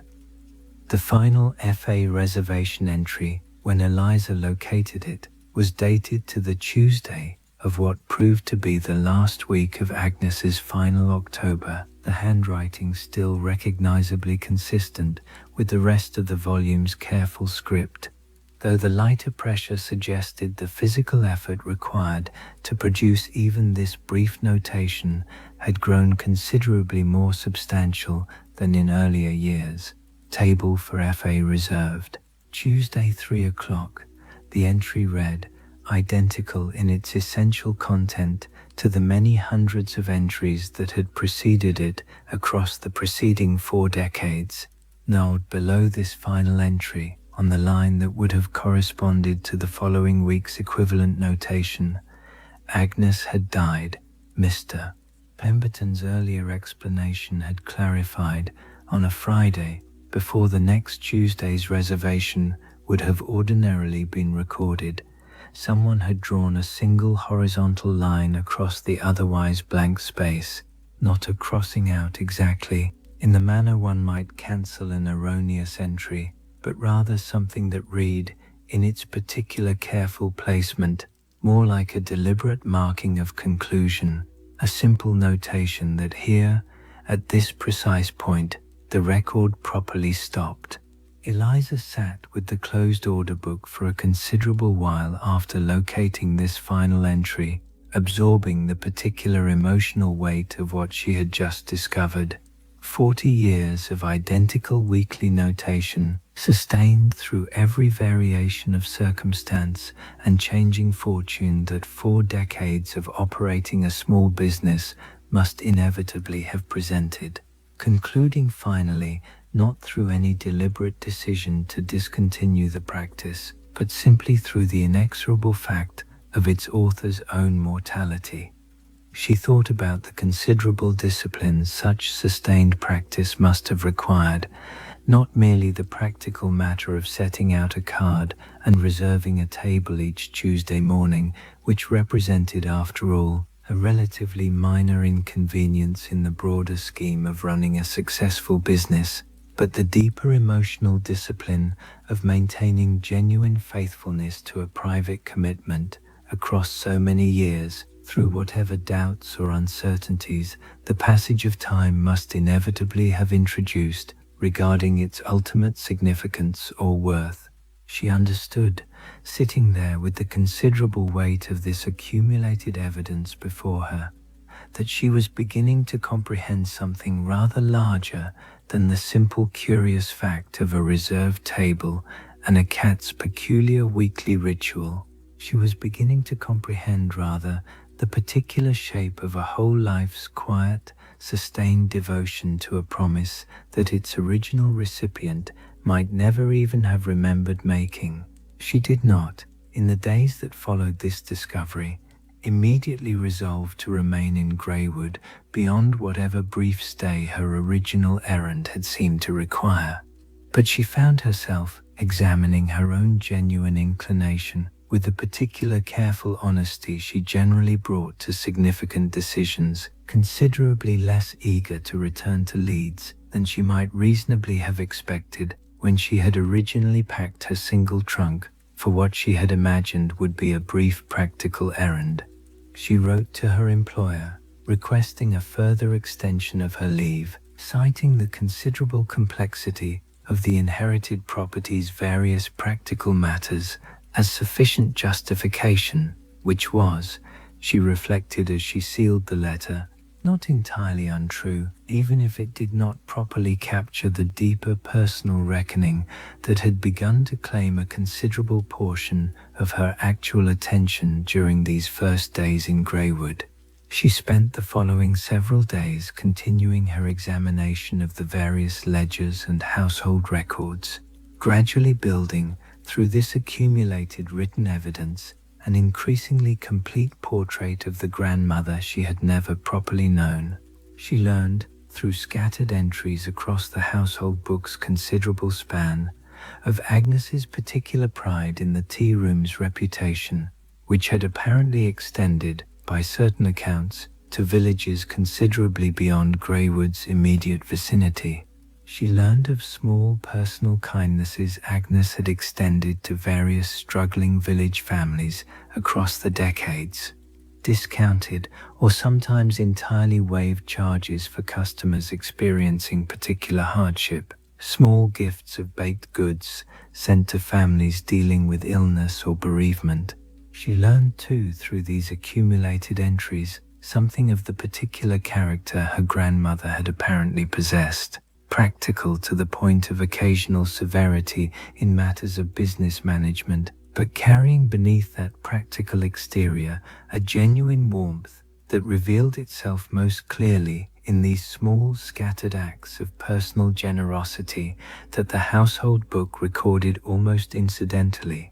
as though Agnes herself had not considered them particularly remarkable, merely the ordinary obligations that running a successful business within a close-knit community properly entailed. She found herself increasingly drawn into a kind of conversation with this absent grandmother through the considerable accumulated evidence of her written record. Not a conversation in any literal sense certainly, but something that felt, in its cumulative emotional effect, genuinely like the gradual development of an understanding that direct personal acquaintance, had circumstances permitted it, might have provided rather more efficiently, but which this patient accumulation of written evidence was nonetheless gradually constructing, page by careful page. She began to understand, too, something of why the corner table's perpetual reservation had struck her, from her very first encounter with it, as carrying a weight beyond what its simple practical explanation might initially have suggested. It represented, she was beginning to comprehend, not merely an isolated curious habit, but rather the single most visible external manifestation of a much deeper pattern of sustained faithfulness that had apparently characterized the whole of her grandmother's considerable adult life. On the following Tuesday, Eliza's second since arriving in Greywood, though her first with proper understanding of what the day's particular hour would presumably bring, she found herself in the tea room's main dining area as 3 o'clock approached, having arranged her morning's various activities with the specific intention of being properly present to observe whatever ritual the day's appointed hour would produce. She had not consciously planned to be present at precisely this hour, she reflected afterward, examining her own behavior with the particular careful honesty she generally brought to such retrospective accounting. She had been in the kitchen with Mrs. Calloway, ostensibly learning the proper method for the afternoon's batch of biscuits, a method that, according to the household book's careful annotation, required particular attention to the precise quantity of butter incorporated, a quantity that proved, in practice, considerably more substantial than Eliza's own instinctive estimation would have suggested, though Mrs. Calloway assured her this was entirely correct according to Agnes's original careful testing. But at 5 minutes to 3, Eliza found that she had set down the mixing bowl she had been working with, untied the borrowed apron Mrs. Calloway had provided for the morning's instruction, and made her way through to the tea room's main dining area, drawn by some instinct she did not fully examine in the moment of its operation. The room was quiet at this particular hour on a Tuesday afternoon, the establishment's modest morning custom having concluded, and the afternoon's own custom not yet properly arrived, the only sound the steady crackle of the fire, which had been built up after the lunch hour and now burned with the particular reliable orange glow of a fire properly tended and given sufficient fuel to do its work without requiring further interference. Marmalade had been resting on his accustomed cushion beside the kitchen range until, Eliza judged from the position of the clock visible through the doorway, approximately 2 minutes to 3, at which point she heard the particular soft sound of his rising and beginning his unhurried progress through the kitchen and toward the main dining area, a sound she had, across her brief but increasingly attentive days in this household, already begun to recognize by its particular unhurried character before she had even properly seen its source.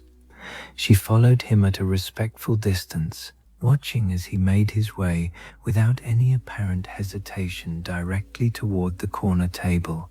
his movement carrying none of the brisk purposefulness an animal might display when pursuing food or some other immediate practical interest, but rather the settled, deliberate quality of something proceeding toward a destination it knew intimately, in the particular manner that long familiarity produces. The week leading toward this second Tuesday had passed for Eliza in a particular blend of practical activity and continued private reflection, the two strands of her present experience in Greywood increasingly difficult to properly separate from one another. She had spent considerable hours assisting Mrs. Calloway with the establishment's ordinary daily operations, learning, by gradual accumulated practice, the particular rhythm that running a small tea room required, the timing of the morning fire's lighting, the proper sequence for preparing the day's baking before the kitchen grew too occupied with other demands.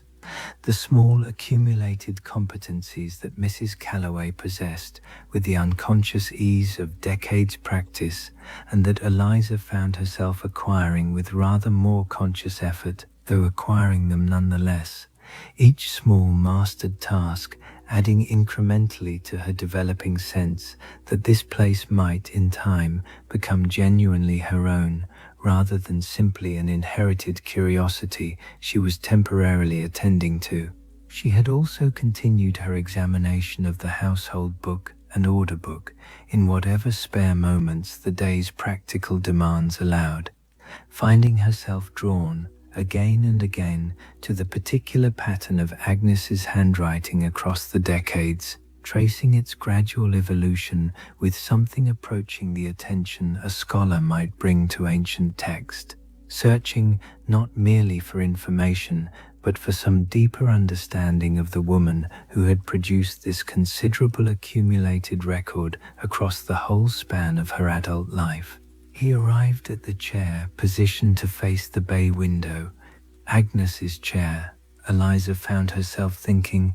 though she had no particular evidence beyond her own developing instinct, that this specific seating arrangement had carried such significance for her grandmother, and paused there for a moment, regarding it with what struck Eliza as a peculiar deliberateness before turning his attention toward the small cream reservation card resting at the table's center, the card she herself had placed there that very morning, having taken up the practice without entirely conscious decision sometime during the preceding days, simply because the alternative, allowing the ritual to lapse entirely after 40 years of unbroken observance, had struck her as a kind of betrayal she was not yet prepared to commit. He looked, for a moment, between the chair and the card, in a manner that struck Eliza as carrying something almost like consideration, before leaping, with a lightness that belied his considerable age and substantial frame, onto the chair's seat and arranging himself there in a position that allowed him clear view of both the bay window's prospect over the lane and the room's interior behind him.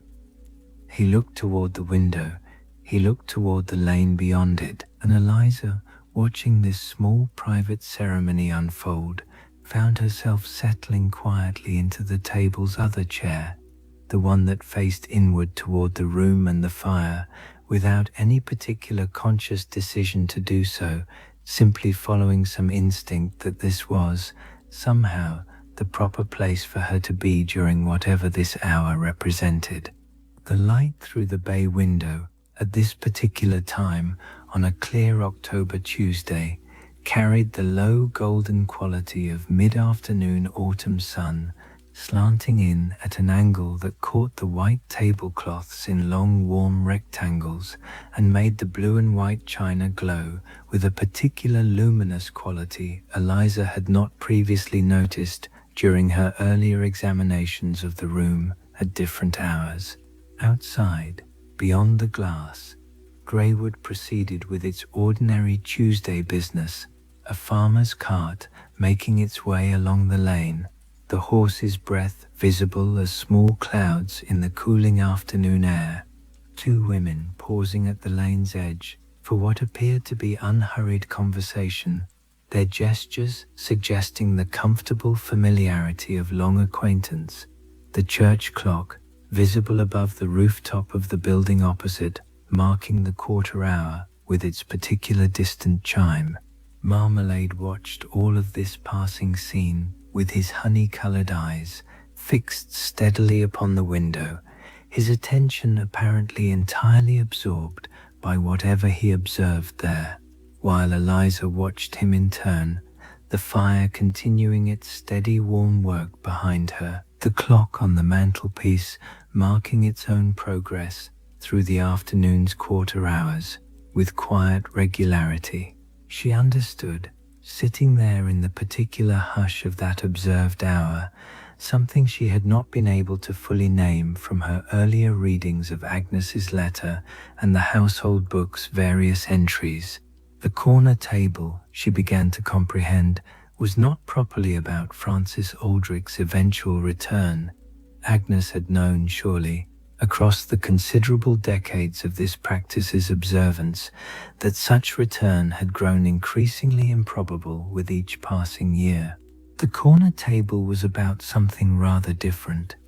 The keeping of a promise made when both women had been 23 years old and shaking hands in an empty room, regardless of whether the practical circumstances of that promise could ever again be properly honored in its original literal terms. Eliza thought about this distinction with growing clarity as the afternoon hour continued its quiet observance, about promises kept not because their fulfillment remained genuinely probable, but because the keeping itself had become, across sufficient years of practice, a kind of discipline independent of whatever outcome it might or might not eventually produce, about the particular dignity that such sustained faithfulness carried, regardless of whether its original recipient ever properly knew of its continued observance. Marmalade, at the window, turned his head and regarded her directly, his honey-colored eyes holding their steady, undemanding gaze, with the particular quality of something that had performed this same observance many hundreds of times across many years, and had arrived, through whatever process of feline understanding such creatures possessed, at some settled comprehension of precisely what this weekly ritual represented. She said quietly into the room's particular hush, "How long have you been coming here?" He held her gaze for a moment longer, his expression, if such attribution could properly be made to an animal's countenance, carrying something that struck her as almost contemplative, before turning his attention back toward the window and whatever continued to hold his interest in the lane beyond. She sat with him for the remainder of that observed hour, the fire continuing its steady work, the light gradually shifting in its particular quality as the sun's angle changed with the afternoon's continued progress, until eventually, at some point that arrived without any particular dramatic marking, Marmalade descended from his chair and made his way back toward his accustomed cushion beside the kitchen range. The day's ritual apparently concluded for another week. Eliza remained at the table a while longer after his departure, examining her own understanding of what she had just witnessed and what it suggested regarding the considerable weight of devotion that had apparently characterized her grandmother's whole relationship to this particular practice. She thought about the distinction between waiting for something to arrive and simply continuing to honor a commitment regardless of arrival's probability, a distinction that struck her, considering it properly, as carrying rather more philosophical weight than she might initially have anticipated from what had first presented itself as merely a curious local eccentricity. She rose, eventually, and made her way back toward the kitchen, where Mrs. Calloway and the two sisters continued their afternoon's various preparations, the establishment's later custom beginning to arrive in the form of two elderly farmers who took their accustomed places at the table nearest the fire, beginning their own weekly ritual of cards and quiet conversation that Eliza understood, from Mrs. Calloway's brief explanation, had continued every Wednesday afternoon for some years, a small additional reminder of how thoroughly this establishment's continued existence depended upon precisely these kinds of sustained, faithful weekly patterns. It was on the Thursday of her second week in Greywood that Eliza made the discovery that would ultimately complete her understanding of the considerable history she had been gradually piecing together across her accumulated days of examination. She had been working through the contents of the small writing desk in the upstairs bedroom that had evidently been Agnes's own private chamber for the whole duration of her residence above the tea room, a room Eliza had not properly examined during her first days of focus upon the more immediately practical matters of the establishment's downstairs operations, but which she had begun, as her stay extended, to recognize required its own proper attention.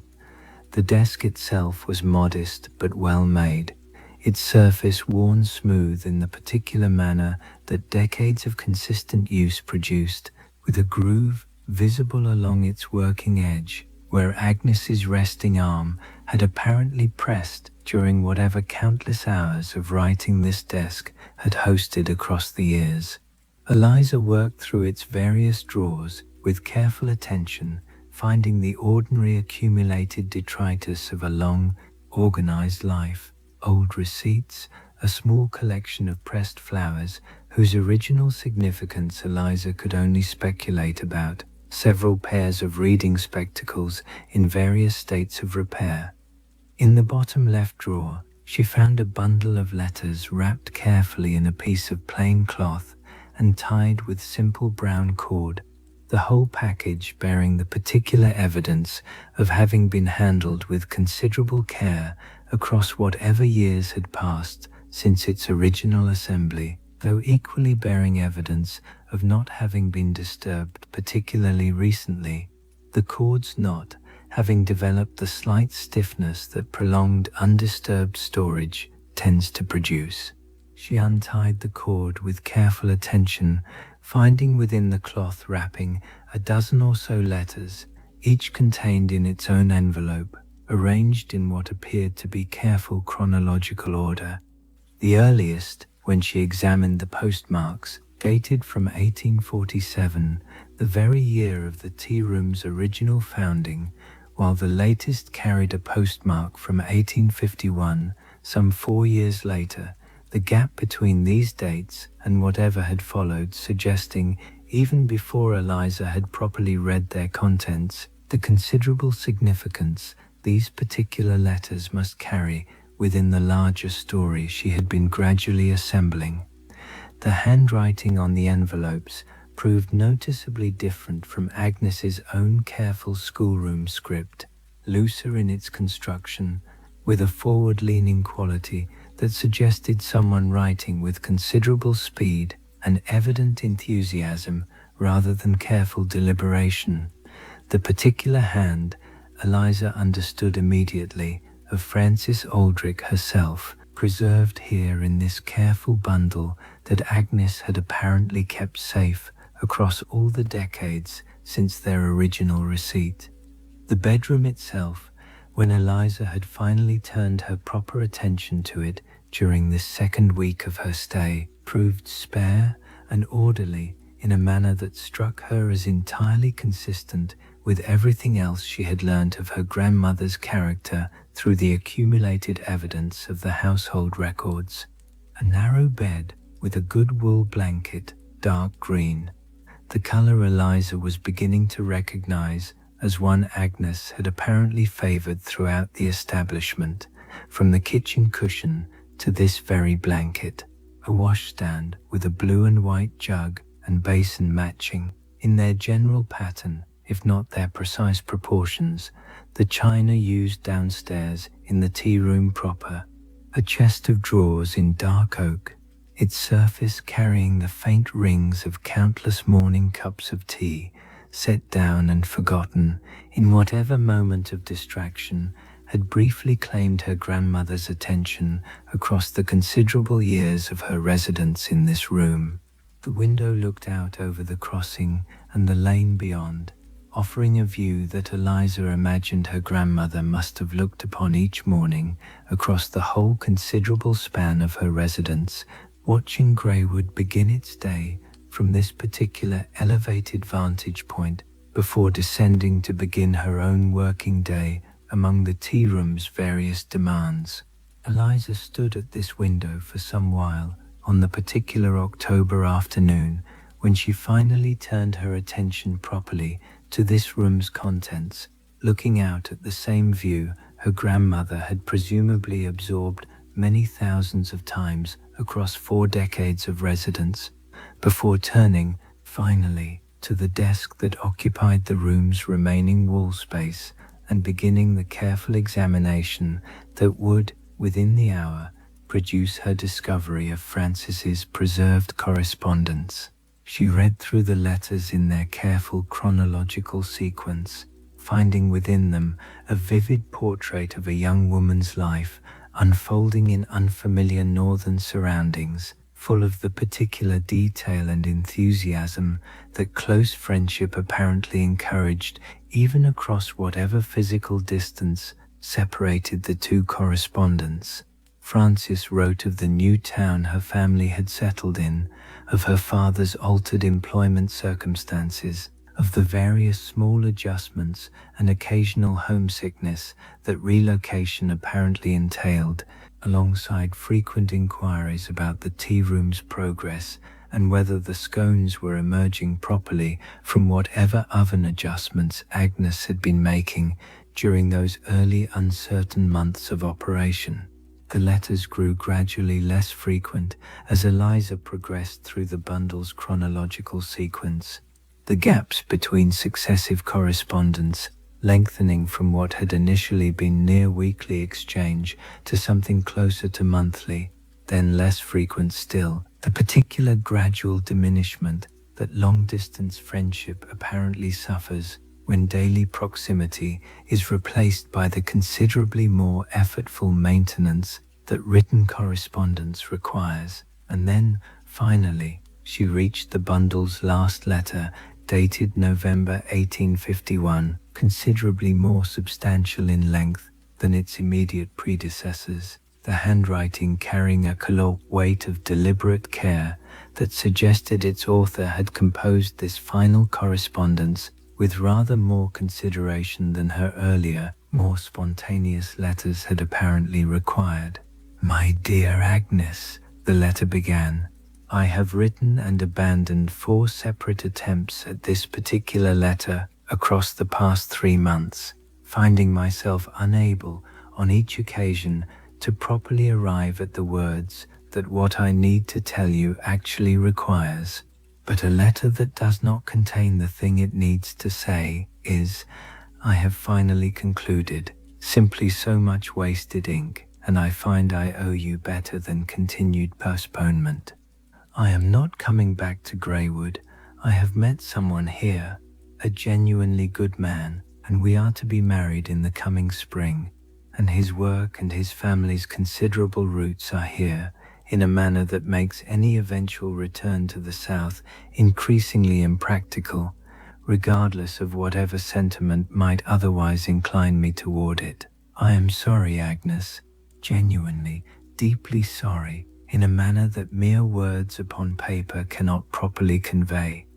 I know you have kept the Tuesday table. I know this not because you have told me in any of your own letters, but because I know you, and I understand with complete certainty that you would have kept such a promise regardless of whatever practical circumstances might have suggested its eventual abandonment. You make a promise and you keep it, even when, perhaps especially when, the keeping has become entirely one-directional in its practical observance. I am not asking you to stop this practice. I understand you will not stop, regardless of whatever I might request, because I know you too well to imagine otherwise. I am asking only this, that you understand my gratitude, sincere and complete, for every single Tuesday you have kept that table reserved on my behalf. I will think of it, I promise you this much at least, with complete sincerity, every Tuesday at 3 o'clock, for as long as I am capable of thinking of anything at all. I believe you will think of me in turn. That mutual thinking across whatever distance now properly separates us will have to be sufficient. I believe, examining my own heart honestly, that it is more than sufficient. It is, I think, precisely enough. Your friend is. Eliza read this final letter twice through, the considerable weight of its content settling gradually into her understanding with each successive reading. She sat afterward at the small writing desk in the gathering, late afternoon light, the letter held carefully in her hands, looking out the window toward the October hills beyond Greywood, absorbing what she now properly understood to be the complete shape of the story she had been gradually assembling across her accumulated days in this place. Agnes had received this letter in November of 1851. She had understood, from that point forward, with complete and unambiguous certainty, that Francis would never properly return to claim her reserved corner table, and she had continued the practice regardless, not for another year or two, in the manner that grief or stubbornness might sustain a gesture for some limited period before practical reality eventually asserted itself, but for the remaining 4 decades of her own considerable life, sustained with the same unwavering weekly consistency the order book's accumulated entries had so thoroughly documented.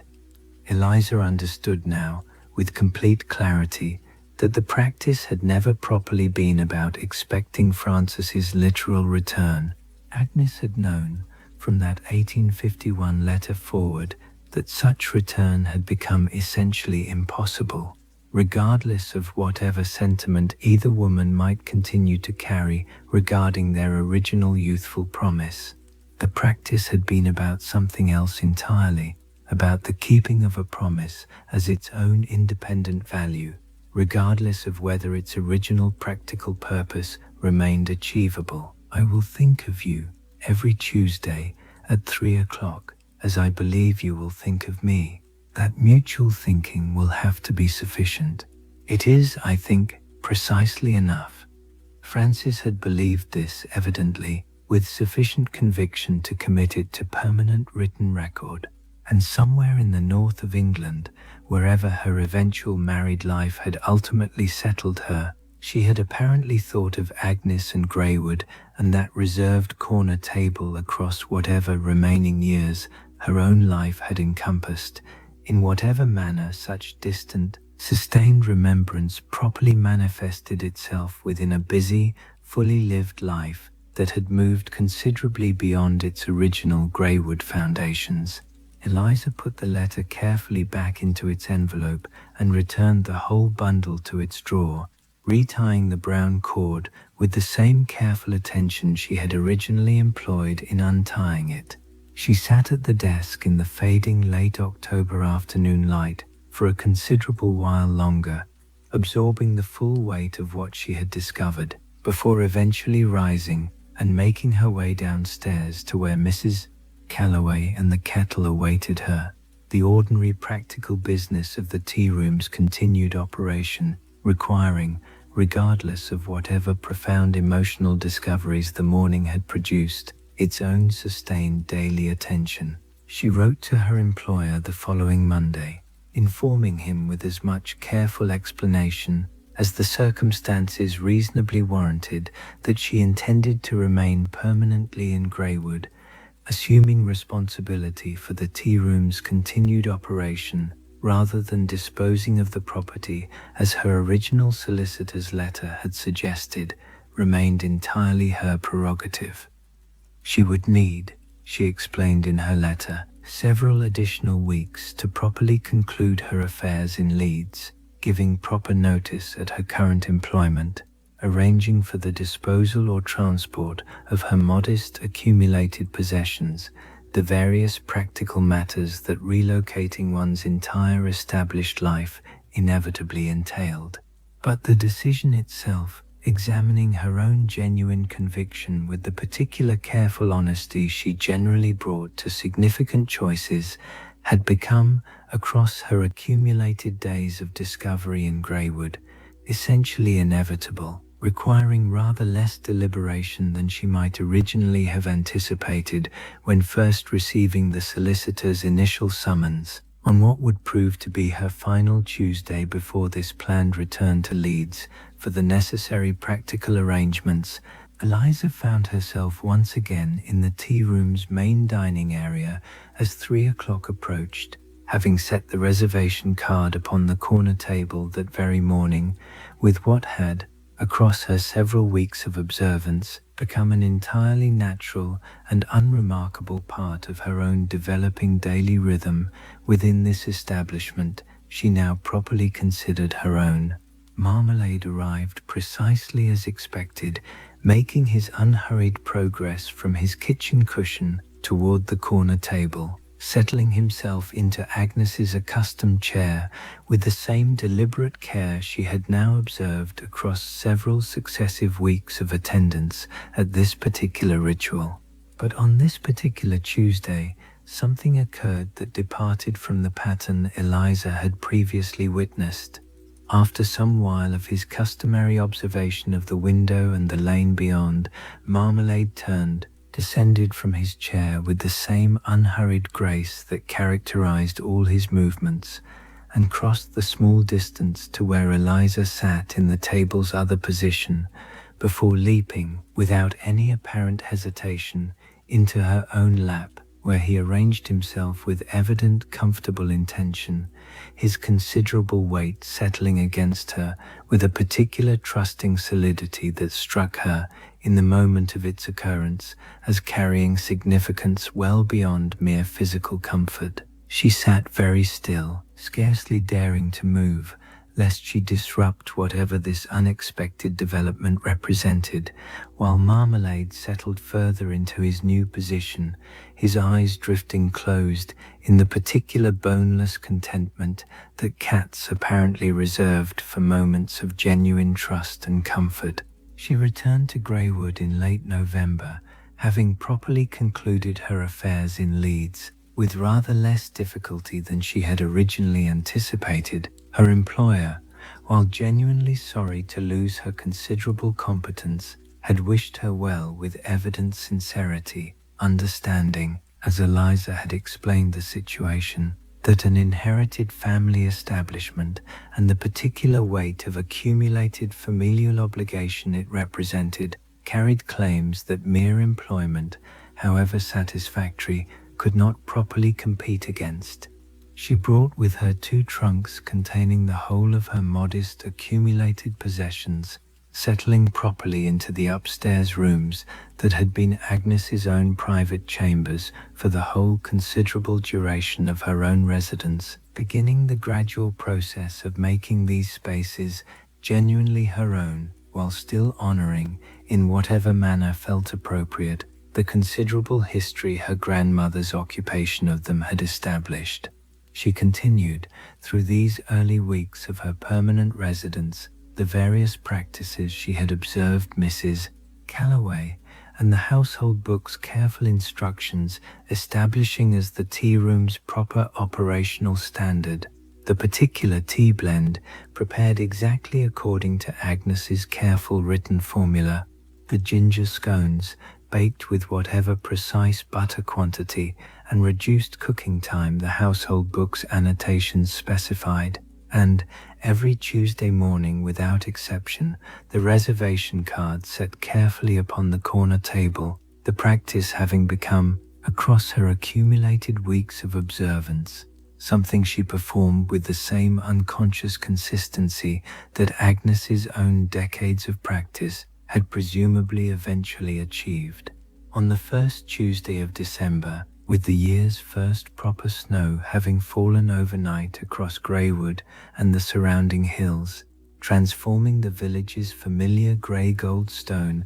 into something considerably more dramatic in its winter beauty, Eliza set the reservation card upon the corner table as the morning's first proper task, before the kitchen's various other preparations had even properly begun. The tea room, when she returned to it later that morning after attending to various other necessary business, presented a particular winter beauty through its bay window, the lane outside transformed by overnight snowfall into something soft and luminous, the church tower visible above the rooftops, dusted with white in a manner that struck Eliza, observing it, as possessing a particular Yorkshire dignity that the season's harsher weather apparently brought out in this landscape's already considerable natural character. She built up the fire properly for the day's business, finding in this now familiar task a particular satisfaction that connected her,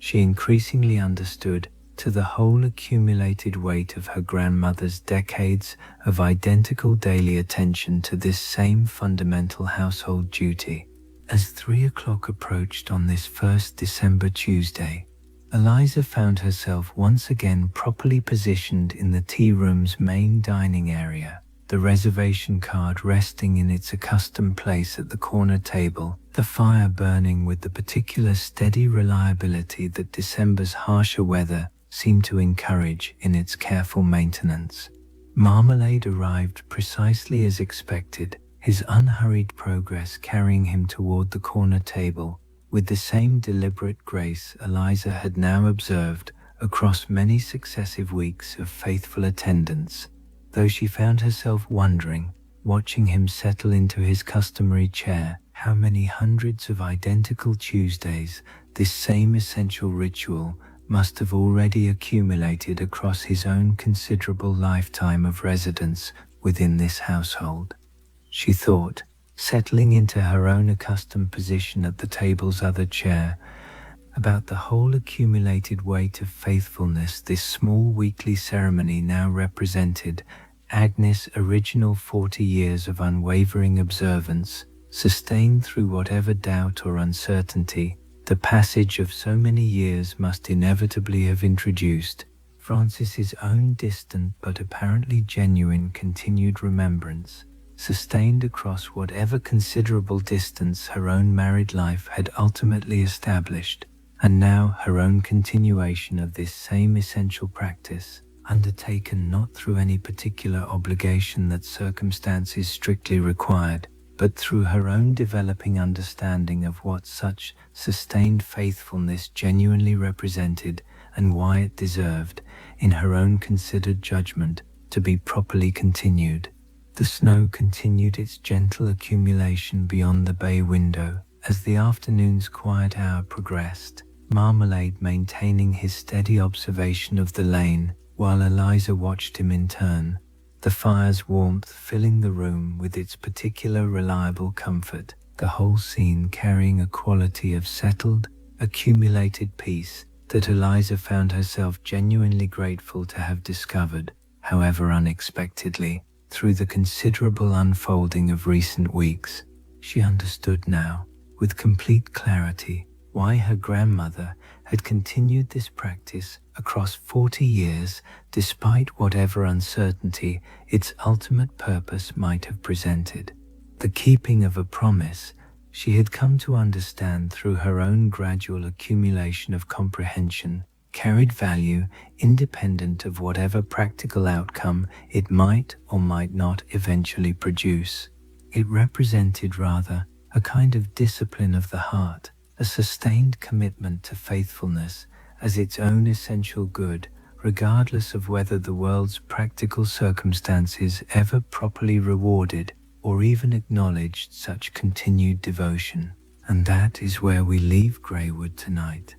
in the warm amber light of a tea room where the fire continues its steady work, exactly as it has continued across so many accumulated decades of faithful daily tending. In the corner table with its reservation card, set there this morning as it has been set every single Tuesday morning for longer than anyone presently living can properly recall in its entirety. In a cat who arrives at 3 o'clock with the same unhurried certainty he has apparently carried across his whole considerable lifetime, requiring no further explanation beyond his own continued faithful presence. Sleep now. The tea room will keep, the fire will keep. The promise, however quietly and privately it continues to be honored, will keep as well. And somewhere in the Yorkshire hills, on a December evening very much like this one, snow continues falling gently upon a village that has learnt, across many generations, the particular quiet dignity of sustained faithfulness, the keeping of promises not because their fulfillment remains certain, but because the keeping itself has become, through patient years of practice, something worth continuing regardless. Rest well.